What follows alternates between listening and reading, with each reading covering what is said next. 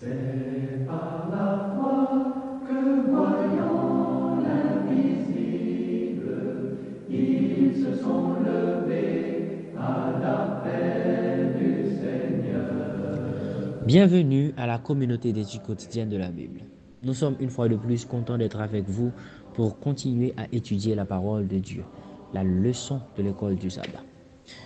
Nous sommes, et je vous fais le rappel, à la brochure qui a pour titre l'Évangile selon Marc.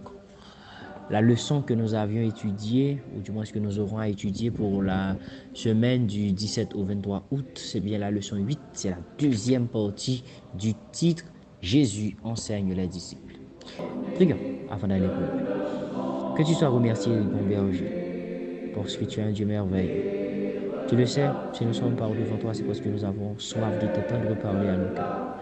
Viens et dicte-nous ce que nous devons savoir. Au nom de Jésus, nous te prions. Amen. Cette deuxième partie de ce grand titre, Jésus enseigne ses disciples, est assez intéressante et facile à comprendre. Le verset à mémoriser dit ce qui suit. Car le Fils de l'homme n'est pas venu pour être servi, mais pour servir et donner sa vie en rançon pour une multitude. Selon Marc 10, verset 45.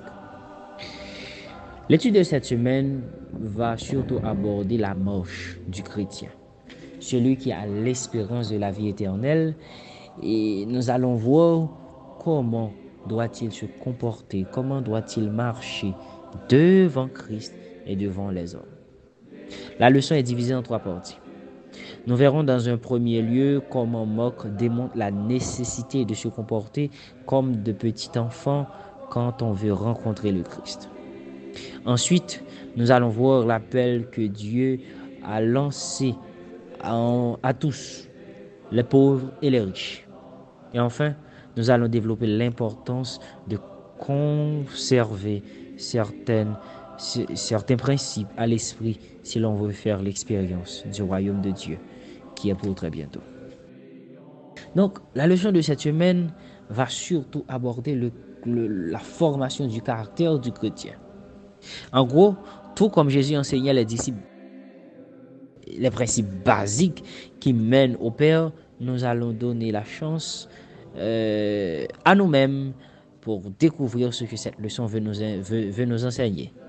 Elle veut bien nous injecter ces enseignements, ces mêmes principes qui n'ont pas d'échéance malgré que nous sommes là plus de 2000 ans après la venue de Jésus. Donc mes chers amis, faites comme moi, étudions ensemble cette 8e partie de la leçon de l'école du sabbat qui nous permettra de mieux comprendre, de mieux saisir ce que Jésus voulait enseigner à ses disciples. Dieu vous bénisse abondamment. Nous vous remercions parce que vous avez toujours été fidèles à nos postes et vous continuez à les partager. Dieu vous bénisse abondamment et prions. Seigneur Dieu, merci parce que tu nous donnes le privilège d'être autour de ta parole. En ce moment, nous abordons cette partie de la leçon. Ouvre nos yeux pendant toute cette semaine pour que nous puissions comprendre et saisir le message que tu veux nous adresser. Accepte nos yeux des cieux. Au nom de Jésus, nous te prions. Amen.